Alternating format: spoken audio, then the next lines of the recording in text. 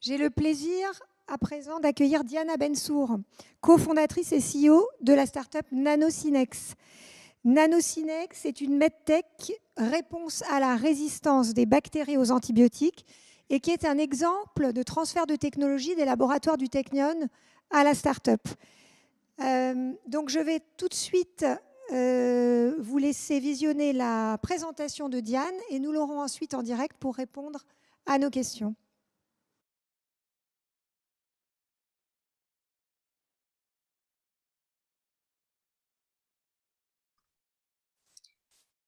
Bonjour, Diana Bensour, PDG et cofondatrice de la société Nanocinex.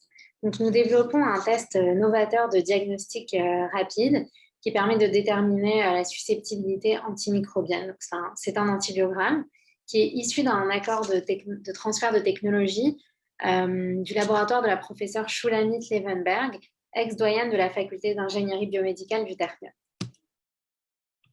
Notre mission chez Nanocinex est de sauver des vies en combattant les bactéries super résistantes aux antibiotiques avec un test de diagnostic personnalisé et rapide. Donc, notre vision de la médecine intelligente et équitable repose sur l'accès aux diagnostics personnalisés, aux résultats digitalisés qui peuvent être envoyés le plus rapidement possible aux patients. De nos jours, les bactéries super résistantes deviennent de plus en plus fortes et les antibiotiques sont moins efficaces sur les patients. Donc, cela est dû à la fois à la surconsommation et à la mauvaise utilisation d'antibiotiques. Dans le cadre de cette journée responsable, j'aimerais ajouter que le lien avec l'environnement est clair. Donc, dans le secteur agroalimentaire, l'exposition des animaux d'élevage aux antibiotiques est encore bien trop élevée, malgré de nombreux plans d'action à l'échelle gouvernementale, ce qui crée des phénomènes de résistance qui se propagent dans l'environnement aux humains par le biais de l'alimentation. Donc, les superbactéries empêchent non seulement les antibiotiques de guérir les patients, mais ils se propagent également dans l'environnement, créant d'autres infections. Donc, chaque année, on voit que la résistance aux antibiotiques est responsable de 700 000 morts et l'avenir est sombre. Parce que si rien n'est fait d'ici à 2050, les superbactéries devraient tuer 10 millions de personnes. Donc, ce n'est pas étonnant que l'Organisation mondiale de la santé ait déclaré la résistance aux antibiotiques comme un des plus grands défis mondiaux en matière de santé. De plus, le fardeau économique qui est associé à l'antibiorésistance est estimé à 100 trilliards de dollars à l'échelle globale. Et sur la base de l'évaluation actuelle des conséquences économiques de la pandémie du Covid à tous les différents niveaux de la société, on pense que cette estimation est en fait sous-évaluée. Et donc, je pense qu'aujourd'hui, tout le monde a pris conscience de la nécessité d'adresser une pandémie comme une guerre, et nous devons être préparés à cette prochaine pandémie qui nous guette. Donc, regardons l'exemple en fait, d'un patient avec une potentielle infection bactérienne. Donc aujourd'hui, le patient va recevoir un traitement empirique, donc à spectre large, de son médecin, parce que les solutions qui existent prennent trop de temps. Donc les médecins préfèrent ne pas attendre plusieurs jours pour avoir les résultats d'un test de diagnostic et préfèrent donner un premier traitement antibiotique sur base d'évaluation des symptômes cliniques et autres. Malheureusement, la conséquence de cette pratique est que dans 50% des cas, on voit que les patients reçoivent un traitement antibiotique inadapté et cela provoque des résistances bactériennes. Donc, une des principales solutions pour adresser ce problème, c'est la prévention, donc le diagnostic. Et chez Nanocinex, nous permettons donc, par notre solution de prescrire plus précocement un traitement antibiotique personnalisé et rapide, ce qui va permettre d'économiser au moins un jour d'hospitalisation par patient. Donc, la solution de Nanocinex va permettre aux médecins de donner des résultats à leurs patients en moins de 5 heures, donc des résultats ciblés le jour même, ce qui, au lieu de plusieurs jours avec les solutions existantes, ce qui permet non seulement de sauver les patients, mais également de réduire considérablement le fardeau sur le système de santé et de réduire la durée de séjour en hôpital. Donc, notre produit est un exemple clair de bioconvergence. Donc, c'est une plateforme, donc le terme bioconvergence qui va décrire l'interaction entre plusieurs secteurs au sein d'une même plateforme. Donc, dans notre cas, l'ingénierie de la microbiologie. Et donc, ce système se compose de 3 éléments majeurs. Donc, on a une carte test jetable sur laquelle on va effectuer donc, le diagnostic, un lecteur de cartes qui va incuber donc, ces cartes test et un logiciel de suivi des données de croissance bactérienne et d'analyse des résultats qui vont être ensuite envoyés au laboratoire puis aux médecins. Donc, tout a commencé en termes de développement au sein du laboratoire de professeur Levenberg au Technion, avec le développement d'une puce microfluidique en matériel silicone qui permettait de tester un seul antibiotique à la fois, à une seule concentration.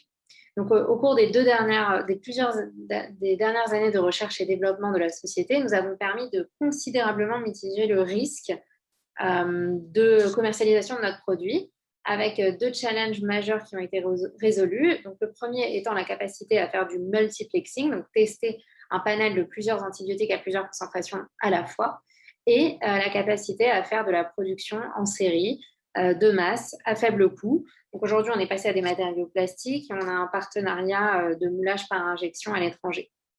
Notre produit est aujourd'hui couvert par 6 dépôts de brevets et nous avons validé notre dernier prototype dans une étude de faisabilité. Donc, vous pouvez voir le résumé ici. Donc, nous avons testé plusieurs souches bactériennes qui représentent 5 types de bactéries différentes qui sont donc les plus fréquentes dans le cadre clinique. Et nous avons montré un category agreement, donc un accord avec la méthode de référence qui est la méthode de microdilution de 95%, ce qui est bien au-dessus des standards de la FDA.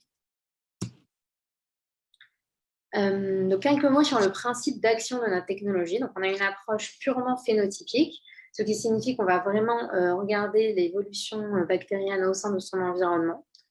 Donc, l'image que vous voyez sur cette diapositive représente un canal de notre carte microfluidique qui va être composé de centaines de nanopuits qui comportent chacun des antibiotiques en format séché. Et nous allons injecter une suspension bactérienne dans cette carte ainsi qu'un colorant fluorescent et un médium de croissance. Et notre software va permettre de faire des mesures kinétiques de l'intensité du signal fluorescent qui est en fait directement corrélé à la croissance, au métabolisme bactérien.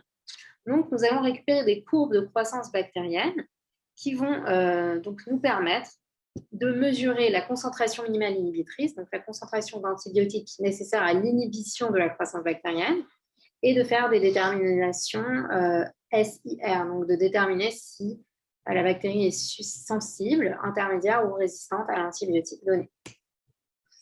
Donc, nos principaux avantages compétitifs résident dans la structure unique, microfluidique de notre carte test, qui permet de discrétiser et de mettre en quarantaine un échantillon dans plusieurs centaines de nanopuits. Et donc, on va voir que ces centaines de nanopuits vont correspondre à un seul puits de la méthode de référence, de la méthode de microdilution que vous voyez sur la droite de cette diapositive. Donc, cela nous donne un pouvoir statistique incroyable parce qu'on va récupérer énormément de data points, de données, donc comparé à la méthode standard. Et ça nous permet donc d'être plus précis et de mesurer en temps réel par fluorescence la croissance bactérienne. Par ailleurs, il y a plein d'autres applications en termes d'intelligence artificielle, notamment la capacité de notre plateforme à déterminer des contaminations au sein d'un même échantillon. Donc, par exemple, pour un échantillon urinaire, on voit que dans la pratique du laboratoire standard, quand il y a une suspicion de contamination, l'échantillon va être jeté et une nouvelle culture d'échantillon va être donnée, tandis qu'avec notre solution, on peut déterminer l'antibiogramme et la nature de la contamination. Donc, nous avons deux générations de produits en cours de développement, en préparation. Donc, la première génération permet d'effectuer un antibiogramme à partir d'un isolat clinique, donc après une étape de culture. Et notre deuxième génération permet de faire un antibiogramme directement sur des échantillons urinaires frais, donc d'éliminer cette étape de culture qui est vraiment le goulot d'étranglement dans les laboratoires de microbiologie aujourd'hui. Donc, on arrive à cela grâce à une étape de filtration qui a été brevetée également. Et donc, c'est vraiment une grosse disruption du process en laboratoire aujourd'hui. Cependant, la solution NanoSynex est avant tout une plateforme qui peut être étendue à de nombreuses autres applications, comme les tests antifongiques, la phagothérapie ou encore la santé animale. Et la taille du marché mondial est énorme, avec un potentiel de 3,9 milliards de dollars. Donc, si nous regardons nos compétiteurs aujourd'hui, on voit qu'il y a une grosse présence des fabricants de diagnostics in vitro, de dispositifs médicaux qui proposent des instruments automatisés. Donc, certains d'entre eux sont sur le marché depuis des décennies, comme Biomérieux par exemple. Et certains d'entre eux sont des startups qu'on voit émerger, mais aucun de nos concurrents n'est en mesure de fournir des résultats le jour même, en moins de 5 heures, de manière multiplexée et modulable, comme nous le faisons. Par ailleurs, nous avons cet avantage en termes de statistiques sur nos concurrents, puisque nous sommes les seuls, grâce au pouvoir de nos technologies microfluidiques, à pouvoir mettre en quarantaine ces pathogènes contaminants et traiter des échantillons multicultures. Donc, notre business model s'appuie sur la vente par l'intermédiaire de distributeurs de notre solution au laboratoire de microbiologie clinique. Donc, nous avons déjà une alliance stratégique avec le leader français en test de diagnostic rapide, Biosynex, qui peut assurer la distribution de notre produit dans environ 70 pays. Et nous pouvons déjà avoir une forte traction sur le marché et un engagement de nos futurs clients, les microbiologistes cliniques, à la fois dans les hôpitaux, donc pour les patients hospitalisés, et en communauté, dans les laboratoires privés, à la fois en France, dans d'autres pays européens, Brésil, États-Unis, Israël, de nombreux partenaires qui sont déjà prêts à utiliser ou à valider notre solution. Donc, regardons maintenant un résumé de notre histoire et nos prochains défis. Donc, nous avons créé la société à partir d'un accord de licence exclusif avec le Ternium. Donc, nous avons vraiment l'ADN transfert de technologie. Et nous avons obtenu au jour d'aujourd'hui un financement total qui s'élève à 5,8 millions de dollars. Donc, ça nous a permis de sécuriser une preuve de concept et de développer un prototype entièrement intégré et validé. Donc, nos prochains challenges sont de lever notre prochain tour d'investissement, dans notre série A de 8 millions de dollars qui est en cours. Et cela nous permettra donc de finaliser le développement produit, d'obtenir les approbations en termes de régulation et de mettre ce produit innovant sur le marché. Et donc, toute notre équipe est complètement dédiée à cet objectif. Donc, un des challenges majeurs pour toute startup, c'est de créer une équipe. Je pense que dans notre cas en particulier, étant une solution bioconvergente qui développe donc à la fois un essai donc microbiologique, un hardware et un software, donc logiciel, le fait de rassembler cette équipe multidisciplinaire a été vraiment l'une de nos plus grandes réalisations. Donc aujourd'hui, on a une équipe d'environ 10 personnes qui est basée au parc Amada, donc au parc de la science à Rehovot en Israël. Nous comptons 6 nationalités différentes dans l'équipe, donc ce qui apporte beaucoup de réflexion stratégique interculturelle dans nos débats et une égalité des genres. Donc, l'équipe de management est composée des 2 cofondatrices. Donc, nous nous sommes rencontrés au sein du MBA du Ternium. Nous avons les 2 une expérience conjuguée en management, finance et marketing et communication appliquée au secteur santé. Notre directeur de la R&D apporte 20 ans d'expérience dans le secteur des medtech et a mené plusieurs solutions de diagnostic, donc vraiment du laboratoire à la mise sur le marché pour d'autres sociétés aux États-Unis et en Israël. Donc, la directrice de notre comité scientifique, notre Scientific Advisory Board, professeure Shulamit Ebenberg, est donc l'ancienne doyenne de la faculté d'ingénierie biomédicale du Ternium et une chercheuse de renommée mondiale. De plus, nous sommes entourés d'un solide réseau d'experts. Donc, notre comité scientifique est composé de directeurs de laboratoires de microbiologie clinique dans plusieurs hôpitaux renommés à l'international, ainsi que des leaders d'opinion comme des membres de l'ECAST. Et du côté business, nous sommes conseillés par des entrepreneurs en série avec une large expérience à leur actif. Nous sommes fiers d'être soutenus par des partenaires financiers comme le Israel Innovation Authority, donc l'équivalent français de la BPI, ainsi que la Commission européenne, qui nous ont attribué plusieurs bourses pour notre projet.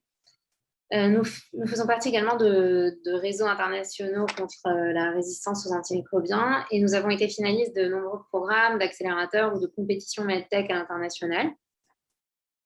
La société a été maintes fois donc relayée dans la presse, notamment dans la sélection Forbes 30 Under 30 pour mon associé et moi-même. Et donc pour conclure, je tiens à souligner que le produit NanoSynex peut affecter chacun d'entre vous. Et donc, nous vous invitons à vous joindre à nous dans cette guerre contre la prochaine pandémie qui nous menace, les superbactéries. Donc, merci beaucoup pour votre attention. Et je suis disposée à répondre à vos questions. Diane, on est ravis de te retrouver. Comment vas-tu, Diane? Très bien, merci. Connectée avec nous depuis le Technion. On est vraiment ravis de te voir. Merci pour cette présentation brillante de cette start-up NanoSynex que tu as fondée, cofondée, et qui est un bel exemple finalement de transfert de technologie du laboratoire à la start-up. Alors j'avais une question pour toi, chère Diane. Quels sont finalement vos prochains challenges à NanoSynex? Donc aujourd'hui, on a un prototype complètement intégré de notre système qui a été validé sur plusieurs souches bactériennes. Donc là, nos prochains challenges, c'est vraiment l'itération et le scale-up du prototype pour en faire un produit, donc un minimum viable product, faire nos essais cliniques et passer les approbations de régulation pour la mise sur le marché. Donc on est en cours de levée de fonds, comme tout entrepreneur. Donc aujourd'hui, c'est notre focus principal. Parfait. Comment vous décririez finalement votre expérience de transfert de technologie? Comment vous l'avez vécue? Alors, ça a été une expérience très enrichissante. J'ai beaucoup appris. C'est un univers à part, comme il a été présenté plus tôt dans la conférence.